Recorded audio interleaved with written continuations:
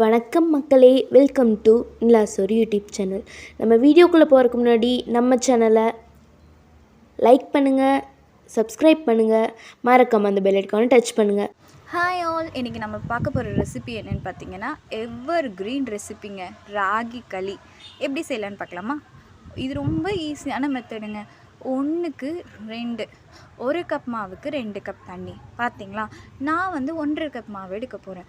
அதனால 3 கப்பு, 3லேருந்து ஒரு 3.5 கப் அளவுக்கு தண்ணியை வந்து நான் அதுலேருந்து ஊற்றிக்கிறேன். பார்த்தீங்களா, இது மாதிரி நீங்களும் ஒரு மெஷரிங் பவுல் வச்சு என்ன மாதிரியே மெஷர் பண்ணி ஊற்றிக்கோங்க. களி செய்கிறது ரொம்ப கஷ்டம், கை வலிக்கும் அப்படின்லாம் நிறையா இருக்குது, உண்மைதாங்க. பட் சட்டுன்னு ஒரு ஷார்ட்கட் இதுதான். இதை நீங்கள் ஃபாலோ பண்ணிங்கன்னா ஈஸியாக ராகி களி செஞ்சிடலாம். அப்புறம் அது கூட ஒரு ஸ்பூன் உப்பு போட்டுக்கலாம். ஓகேங்களா, உப்பு வந்து நம்மளுக்கு கொஞ்சம் டேஸ்ட்டு கூட கொடுக்கும். உப்பு போட்டுட்டு நல்லா கலந்து வச்சுக்கோங்க. அடுத்தது வந்து இது மாதிரி பவுட்ரு கொஞ்சம் கொஞ்சமாக போட்டு தண்ணியில் நம்ம கலக்கணும். பார்த்திங்களா, நான் எவ்வளோ பொறுமையாக போட்டு கலக்கிறேன்னு.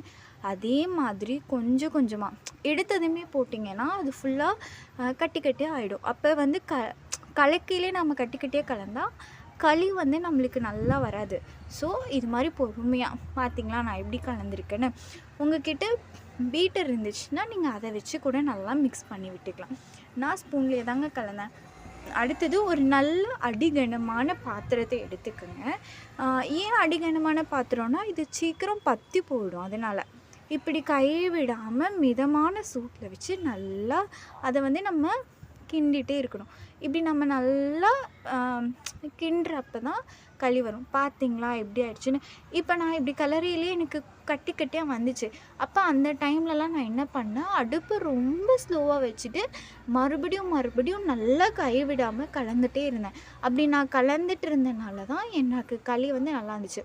இப்போ பார்த்திங்களா இப்படி இருந்துச்சு. இந்த டைமில் என்ன பண்ணணும், கொஞ்சம் தண்ணியில் கை நினச்சி நம்ம வந்து இப்படி தொட்டு பார்க்கணும். இப்போ தொட்டு பார்க்கையில் நம்மளுக்கு நல்லா வந்துச்சுன்னா ஓகே, நம்ம வந்து மிஷன் அக்கம்ப்ளிஷ் பண்ணிட்டோன்னு அர்த்தம்.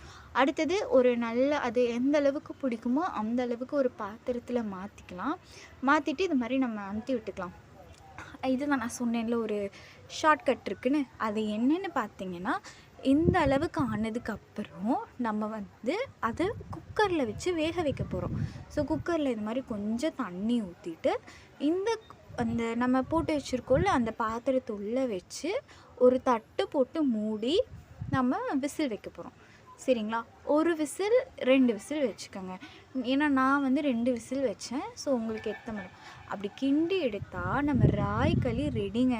பார்த்திங்களா, ஒட்டாமல் வருது. இதுதான் நம்ம ராகி களி. ரொம்ப நம்ம கஷ்டப்படலாம் தேவையே கிடையாது. ரொம்ப சிம்பிளான ஒரு ரெசிபி. இதுக்கு வந்து கருவாட்டு குழம்பு, தக்காளி வணக்குனது, இல்லை மட்டன் குழம்புலாம் வச்சு சாப்பிட்டிங்கன்னா அல்டிமேட்டாக இருக்கும். இல்லை எனக்கு இது எது கூட வச்சு சாப்பிட பிடிக்கல, தண்ணி ஊற்றி வச்சு மோர் கூட கரைச்சி குடிங்க. அருமையான ராகி கூழ் ரெடி. நீங்களும் ட்ரை பண்ணி பாருங்கள். மறக்காமல் நம்ம சேனல் லைக் பண்ணுங்கள், ஷேர் பண்ணுங்கள், சப்ஸ்கிரைப் பண்ணுங்கள், கமெண்ட் பண்ணுங்கள். மக்களே, உங்கள் ஃப்ரெண்ட்ஸுக்கு ஷேர் பண்ணுங்கள். ட்ரை பண்ணி பார்த்துட்டு எப்படி இருந்துச்சுன்னு கமெண்டில் சொல்லுங்கள். தேங்க்யூ, பாய்.